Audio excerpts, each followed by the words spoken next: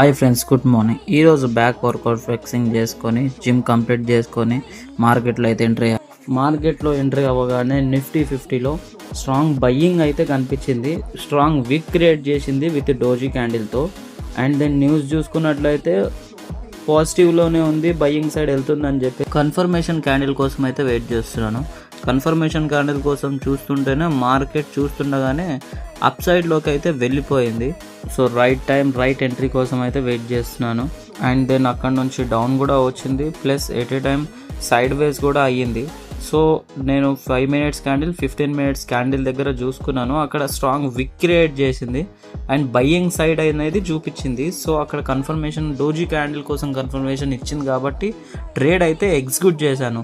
అది కూడా నేను సెకండ్ క్యాండిల్ దగ్గర. అది ఏంటంటే అక్కడ నేను లిమిట్ ఆర్డర్ ప్లేస్ చేశాను. 135 రూపీస్ దగ్గర అయితే లిమిట్ ఆర్డర్ పెట్టాను. అండ్ చూస్తుండగానే అక్కడ లిమిట్ ఆర్డర్ ప్లేస్ అయిపోయింది. అండ్ అదే క్యాండిల్లో స్టాప్ లాస్ కూడా హిట్ అయింది. చూస్తున్నా ఏంటంటే ఓకే, అక్కడ మనం ఏదైతే లైన్ డ్రా చేసామో అక్కడ నుంచి బ్రేక్అవుట్ వచ్చింది చార్ట్ ప్యాటర్న్ అని చెప్పేసి అనుకున్నాను. చూస్తుండగానే అగైన్ మన టార్గెట్ ఎక్కడి నుంచో అయితే పెట్టుకున్నామో ఆ టార్గెట్ కూడా హిట్ అయిపోయింది. ఆల్మోస్ట్ నేను ఎంతైతే టార్గెట్ ఫిక్స్ చేశానో 200 వరకు 4900 రూపీస్ ప్రాఫిట్ అయితే వచ్చింది. కానీ మన స్టాప్ లాస్ హంట్ అయ్యి టార్గెట్ ఇచ్చింది. దీని వెనుక మెయిన్ రీజన్ ఏంటంటే నేను ట్రేడ్ తీసుకోవడానికి ఇక్కడ బ్యాంక్ నిఫ్టీలో 59,300 దగ్గరే ఉంది. అండ్ పైన చూసుకున్నట్లయితే 59,500 దగ్గర నుంచి బయ్యింగ్ ప్రెషర్ ఇంకా ఉంది. సో ఇక్కడ నుంచి బయ్యింగ్ ప్రెషర్ అయితే ఎక్కువ ఉందని చెప్పేసి, అండ్ నిఫ్టీ 50లో కూడా బయ్యింగ్ ప్రెషర్ ఉంది.